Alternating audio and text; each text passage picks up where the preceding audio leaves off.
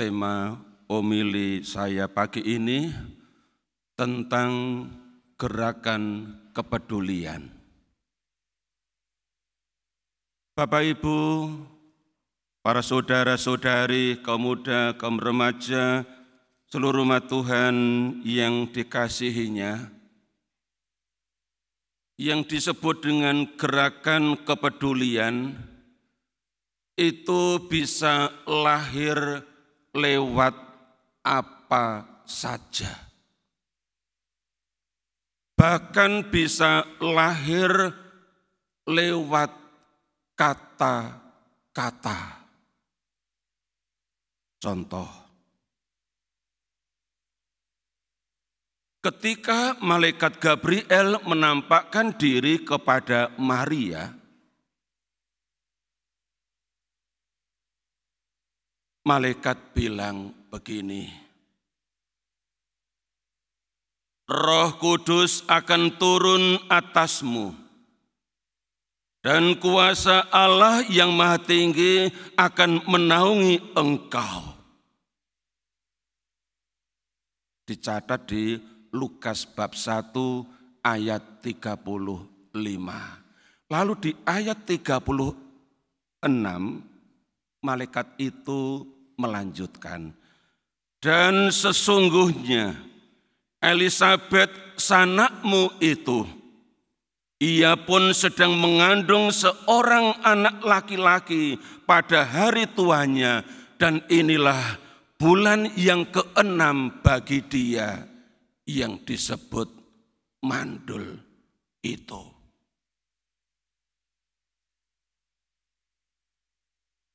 Kata-kata malaikat Gabriel ini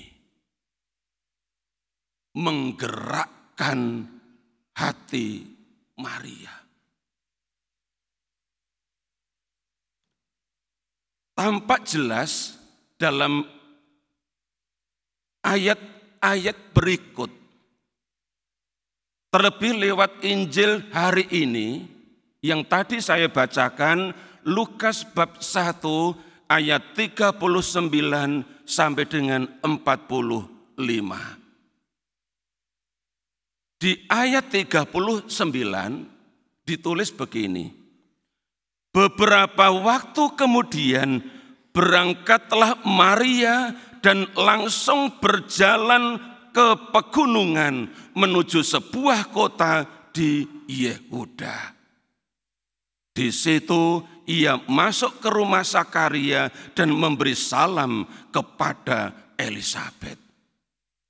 Satu perikop tentang kunjungan Maria kepada Elisabet. Sebuah kunjungan yang digerakkan oleh kata-kata yang ia terima, yang ia dengar dari malaikat Gabriel. Bapak Ibu saudara-saudari yang dikasihi Tuhan, kalau penginjil mencatat beberapa waktu kemudian berangkatlah Maria dan langsung berjalan ke pegunungan menuju sebuah kota di Yehuda. Nah, dalam beberapa waktu kemudian itu Roh Kudus sudah turun atas Maria atau belum? Sudah apa belum? Pasti sudah. Ya, pasti Roh Kudus sudah turun atas Maria. Dan itu berarti Maria ketika mengunjungi Elisabet sanaknya itu, ia pun sudah sedang mengandung, hamil muda. Yang saya mau katakan ialah ini. Pertama, kata-kata malaikat itu menggerakkan Maria untuk segera berangkat ke rumah Sakaria dan Elisabet. Yang kedua, karena Roh Kudus sudah turun atas Maria, maka itu berarti Roh Kudus yang turun atas dirinya juga ikut menggerakkan dia. Roh Kudus menggerakkan dia menjadi seorang pribadi yang peduli terhadap Elisabet. Yang pertama, ia sudah lamur.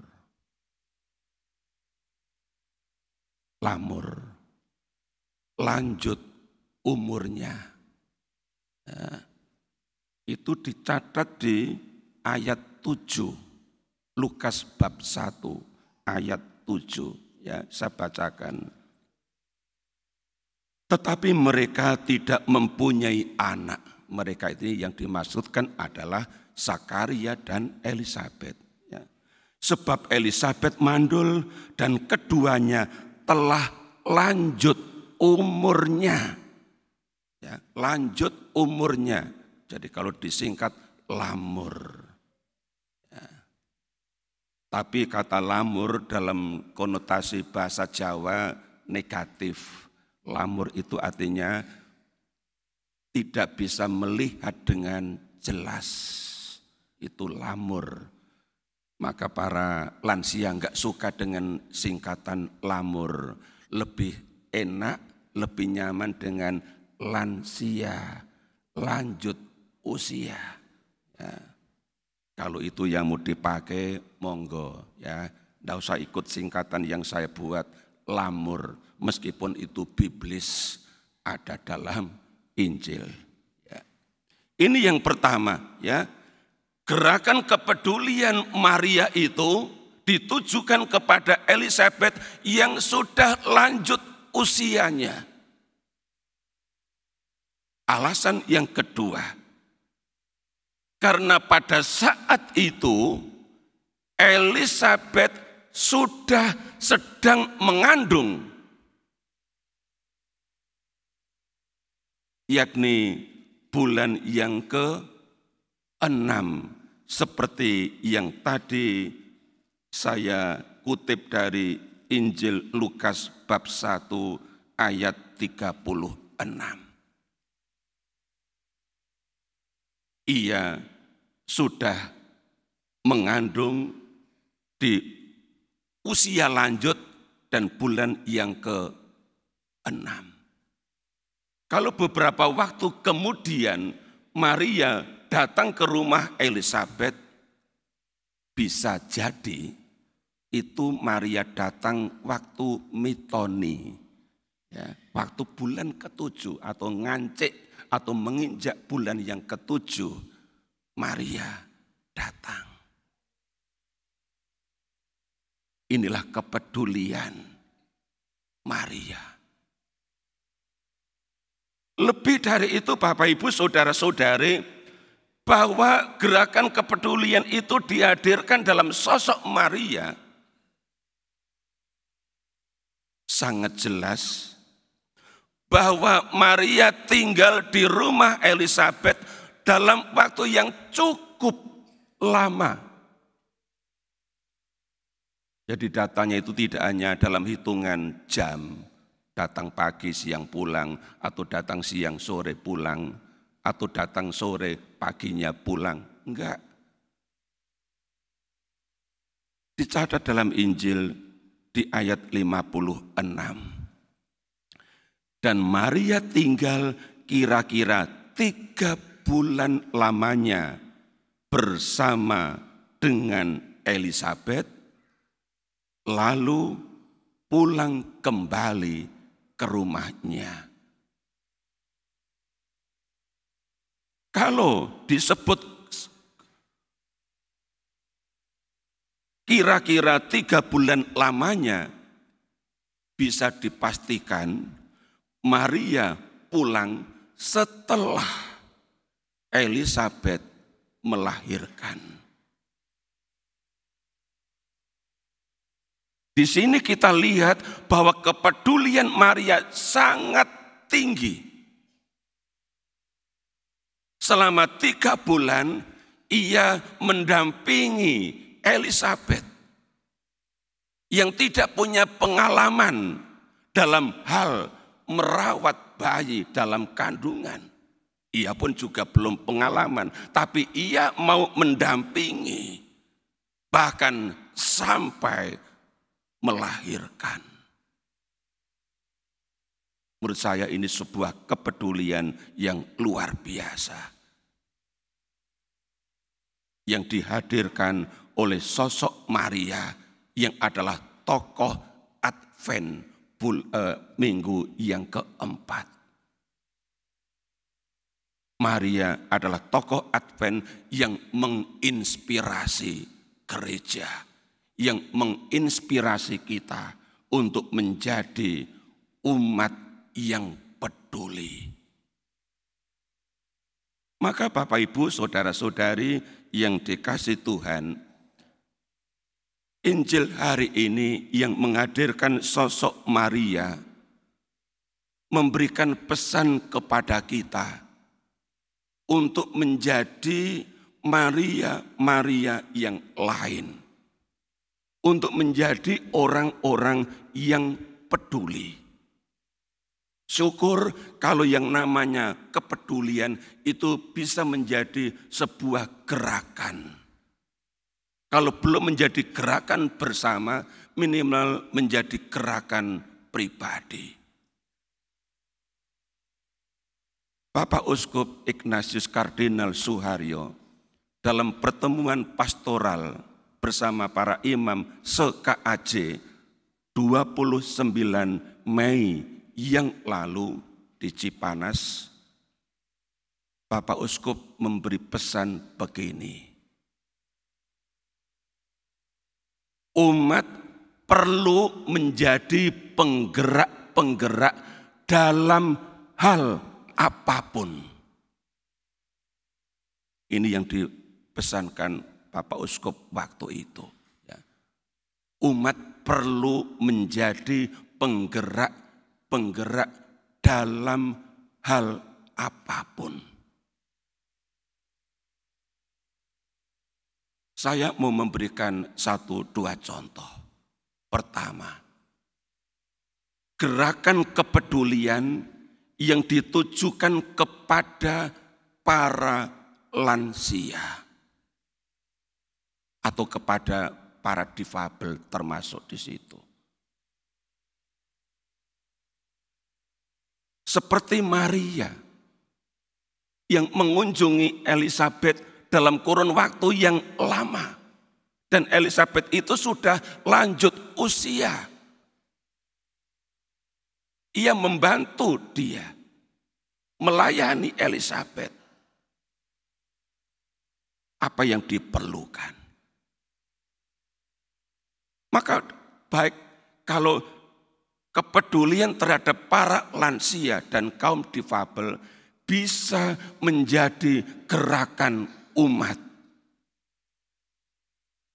Kalau belum menjadi gerakan bersama, minimal gerakan pribadi yang bisa dilakukan di rumah masing-masing.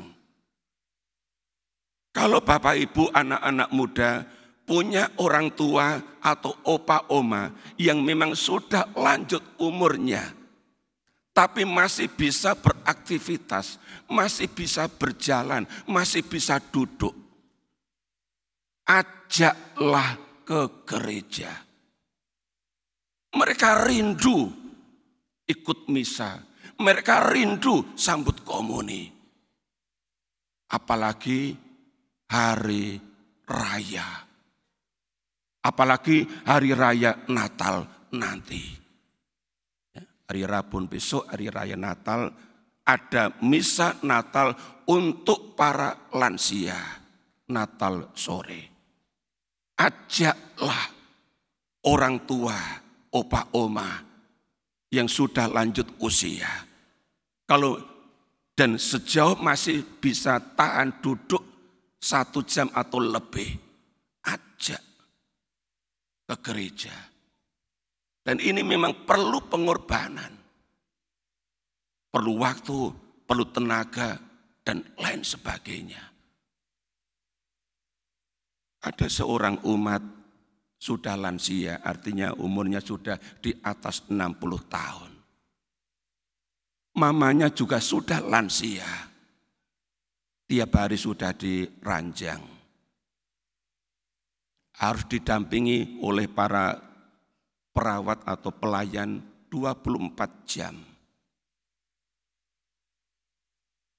Tapi di hari Minggu, setiap jam 8, Oma ini diajak ke gereja oleh anaknya bersama dengan mengerahkan pembantu-pembantunya untuk ikut misa.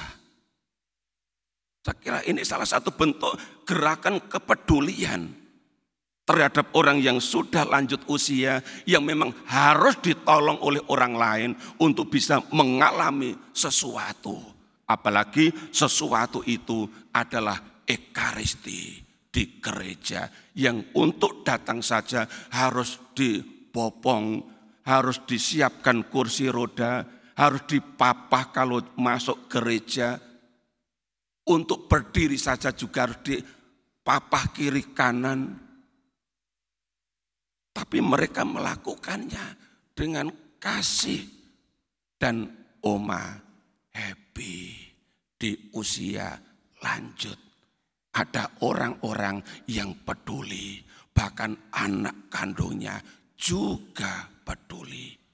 Bapak Ibu, di paroki ini ada banyak lansia yang tidak tinggal bersama anak-anaknya. Hanya dengan pembantunya.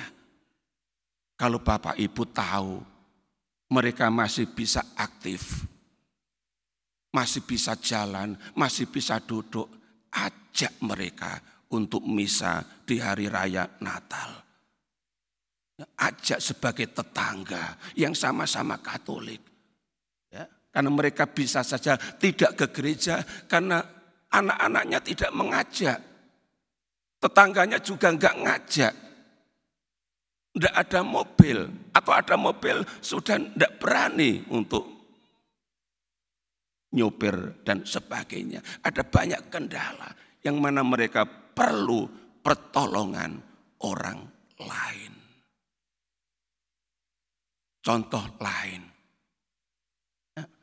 subseksi lingkungan hidup di Paroki Meruya. Mereka selalu menjadikan minggu keempat itu sebagai minggu MKK Green Zone. Maka di ruang lobi lantai 1, mereka selalu mendisplay aneka tanaman yang bisa dikonsumsi oleh umat.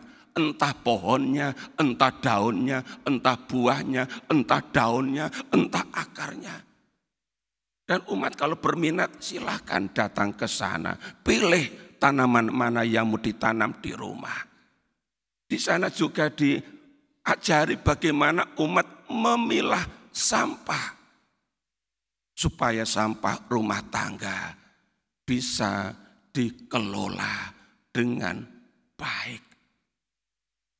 Apa yang mereka kerjakan adalah bagian dari sebuah gerakan kepedulian. Maka baik Bapak Ibu, saudara-saudari, mari gerakan kepedulian yang sudah dihadirkan oleh Maria terhadap Elisabet dan Zakaria, orang-orang yang sudah lanjut usia, namun mereka ditolong semaksimal mungkin.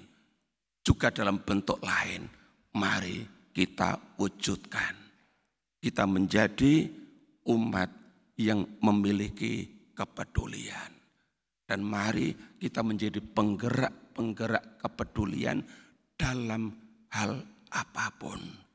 Jika ini bisa terwujud, hidup kita menjadi berkat.